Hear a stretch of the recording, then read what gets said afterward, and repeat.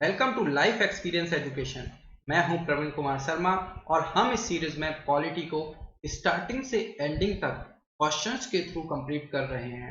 और जो लोग पॉलिटी को अभी तक नहीं पढ़े हैं वो भी क्वेश्चन सीरीज के माध्यम से पॉलिटी को इजीली कंप्लीट कर सकते हैं, क्योंकि इसमें हम सारे इंपॉर्टेंट फैक्ट्स को डिस्कस करते हुए क्वेश्चंस को सॉल्व कर रहे हैं।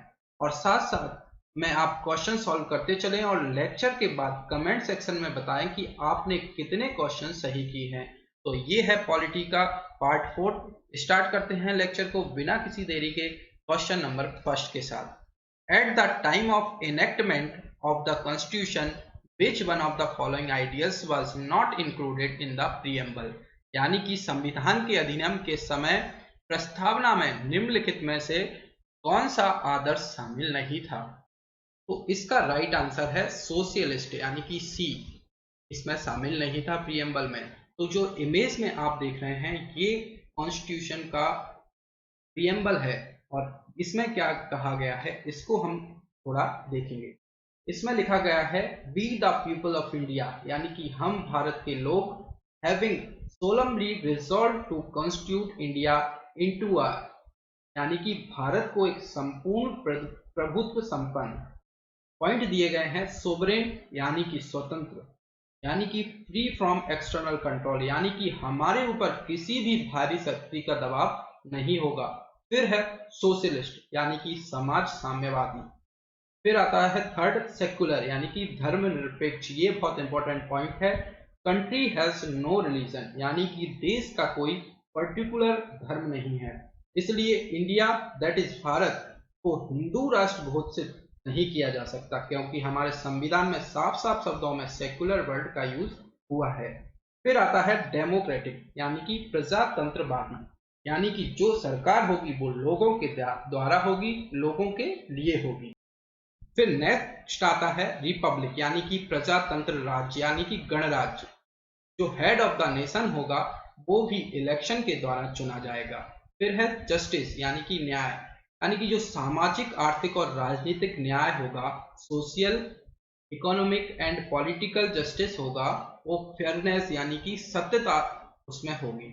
फिर पॉइंट है लिबर्टी, यानी कि आजादी, freedom to do anything right, freedom to do anything right, यानी कि कुछ भी करने की आजादी होगी पर वो सही होना चाहिए। ऐसा नहीं कि कोई भी बॉम्ब फैक्ट्री खोल के बॉम्ब बनाने लगे, तो जो देश है उसको इफेक्ट नहीं पड़ना चाहिए चीजों से।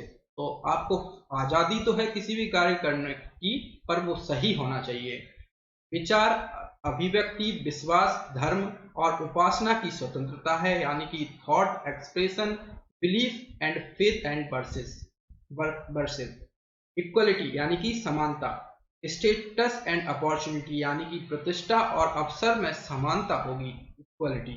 उसके बाद आता है फ्रेटर्निटी, यानी कि भाईचारा, एंड यूनिटी एंड इंटीग्रिटी, यानी कि एकता और अखंडता। ये जो हैं वर्ड साथ में लिए जाएंगे, आपने सुना भी होगा एकता और अखंडता, ये शब्द साथ साथ में लिए जाएंगे। इन आवर कॉन्स्टिट्यूएंट असेंबली, यानी कि अपनी इस संविधान सभा में, this is 26th day of November 1949, यानी कि आज की तारीख 26 नवंबर 1949 को एतद द्वारा इस संविधान को अंगीकृत, अधिनियमित और आत्मर्पित करते हैं, यानी कि to hereby adopt, enact and give to ourselves this constitution। और इसमें जो बदलाव हुए हैं, जो 42nd अमेंडमेंट हुआ था, कॉन्स्टिट्यूशनल अमेंडमेंट हुआ था, एक्ट 1976 में आया था इंदिरा गांधी जी के टाइम पे, उसमें ये ऐड किए गए थे सोशलिस्ट, यानी कि समाज साम्यवादी, सेक्युलर यानी कि धर्मनिरपेक्ष, और इंटीग्रिटी यानी कि अखंडता। इसलिए जो 42nd अमेंडमेंट था, 1946 एक्ट जो आया था, उसको मिनी कॉन्स्टिट्यूशन भी बोला जाता है। तो ये बहुत ही इंपॉर्टेंट पॉइंट बताए हैं, इससे रिलेटेड क्वेश्चन भी हम सॉल्व करेंगे। तो इसलिए सोशलिस्ट जो है स्टार्टिंग में प्रीएम्बल में नहीं था, तो सी इसका हो जाएगा राइट आंसर। नेक्स्ट क्वेश्चन है the preamble of our constitution reads India as, यानी कि हमारे संविधान की प्रस्तावना भारत को पढ़ती है। तो ये अभी हमने जो पढ़ा है, ये डायरेक्टली इन पर क्वेश्चन जो बनता है, जो इमेज में आप देख रहे हैं, ये क्वेश्चंस बनता है कि इनका क्रम क्या है, यानी कि इसको पहले कौन आया वो हमको बताना है। तो सोवरेन आया है पहले, उसके बाद आया सोशलिस्ट और सेकुलर। इन तीनों में कंफ्यूजन होता है, तो इसको याद रखने के लिए एक ट्रिक से भी हम याद रख सकते हैं कि जो अंग्रेजी वर्णमाला में है वो सबसे बाद में कौन आएगा। तो सोवरेन सबसे बाद में आएगा, उससे पहले आएगा सोशलिस्ट, उससे पहले आएगा सेकुलर। तो इसको उल्टे क्रम में आप जमाएंगे, यानी कि घटते क्रम में जमाएंगे, तो सोवरेन, सोशलिस्ट एंड सेकुलर आएगा। तो इसको हम ऑप्शंस के थ्रू कर सकते हैं। सोवरेन फर्स्ट नंबर पर आएगा, फिर सोशलिस्ट, फिर सेकुलर एंड डेमोक्रेटिक रिपब्लिक। तो ए इस क्वेश्चन का हो जाएगा राइट आंसर। नेक्स्ट क्वेश्चन की तरफ बढ़ते हैं। In which amendment the words socialist, secular and unity and integrity of the nation were added to the preamble of constitution, यानी कि किस संशोधन में भारत के संविधान की प्रस्तावना में समाजवादी, धर्मनिरपेक्ष और राष्ट्र की एकता और अखंडता शब्द जोड़े गए हैं। तो ये हमने डिस्कस कर लिया है। 42nd कॉन्स्टिट्यूशनल अमेंडमेंट एक्ट 1976 आया था, जिसको कि मिनी कॉन्स्टिट्यूशन भी बोला गया है, और इसमें ही ये वर्ड्स ऐड किए गए थे। तो राइट आंसर हो जाएगा 42nd, तो ए इसका हो जाएगा राइट आंसर।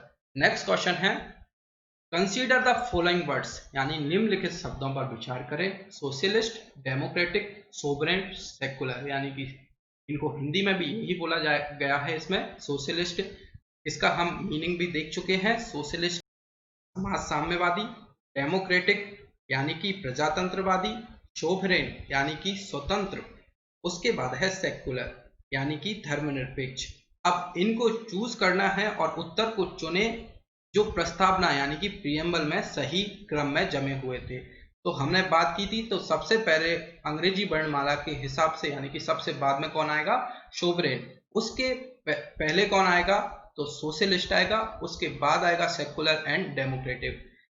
क्रम को देखें, third, first, fourth and second. तो ए इसका हो जाएगा राइट आंसर। तो सोवरेन, सोशलिस्ट, सेकुलर, डेमोक्रेटिक, तो ए हो जाएगा राइट आंसर। नेक्स्ट क्वेश्चन की तरफ बढ़ते हैं।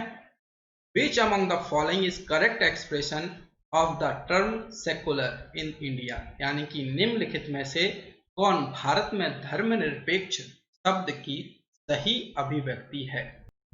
तो हमने सेकुलर वर्ड को, धर्मनिरपेक्ष वर्ड को क्वेश्चन नंबर फर्स्ट में दिखा कि इसमें बोला गया कंट्री हैज नो रिलीजन, यानी कि देश का कोई पर्टिकुलर धर्म नहीं है, इसलिए भारत को हिंदू राष्ट्र हम घोषित नहीं कर सकते हैं, क्योंकि हमारे संविधान में ये साफ साफ शब्दों में सेकुलर वर्ड यूज किया गया है। तो अब पॉइंट्स पर चलते हैं।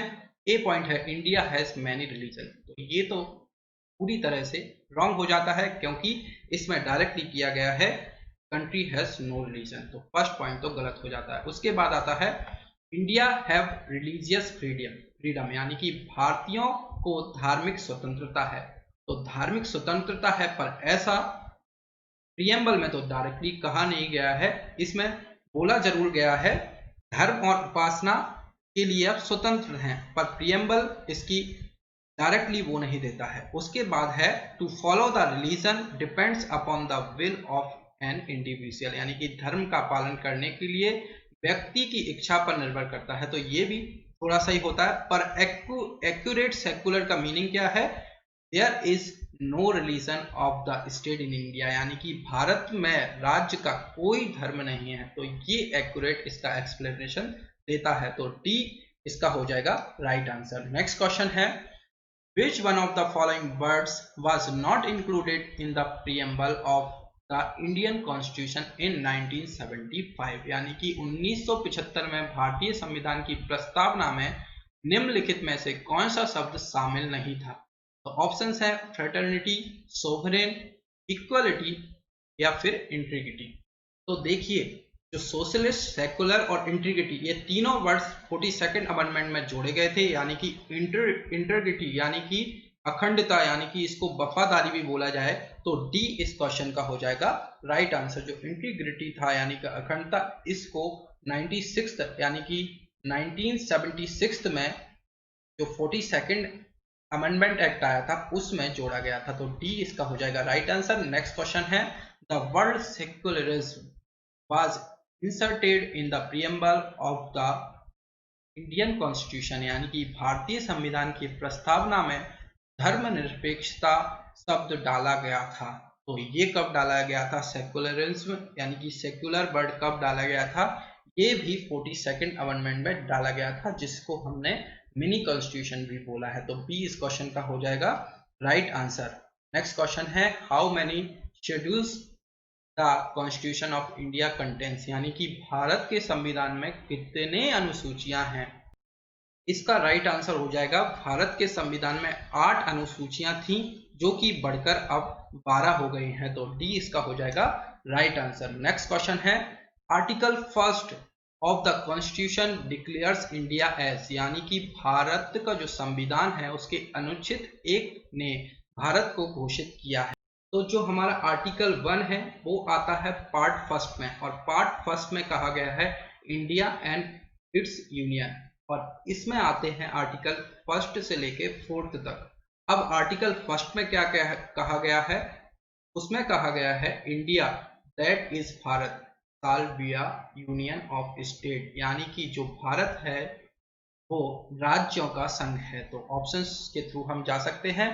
भारत जो है राज्यों का संघ है, तो डी इसका हो जाएगा राइट आंसर, जो कि अनुच्छेद 1 यानी कि आर्टिकल 1 में डायरेक्टली लिखा गया है India that is Bharat shall be a union of state, यानी कि राज्यों का संघ। तो डी हो जाएगा इस क्वेश्चन का करेक्ट आंसर। नेक्स्ट क्वेश्चन है how many articles are there in the Indian constitution, यानी कि भारतीय संविधान में कितने लेख हैं?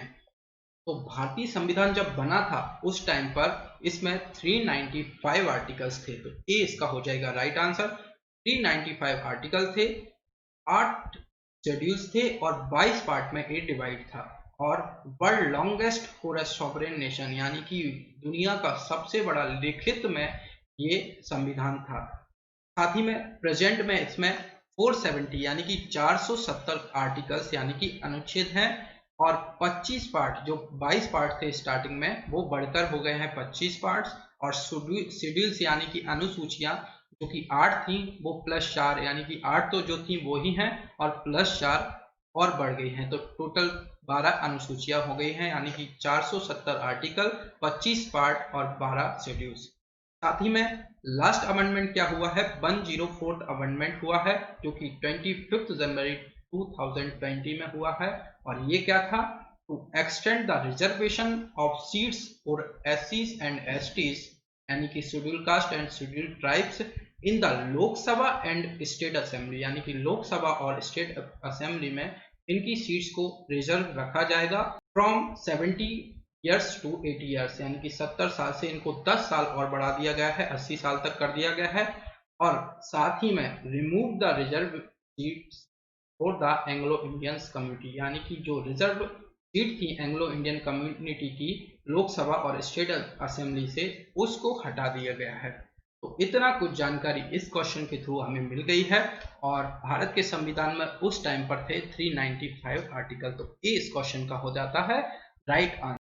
तो ये था हमारा आज का लास्ट क्वेश्चन। साथ ही में लेक्चर को आप लाइक कीजिए, शेयर कीजिए, और लाइफ एक्सपीरियंस एजुकेशन के साथ जुड़ने के लिए चैनल को सब्सक्राइब भी कीजिए। Thank you for listening.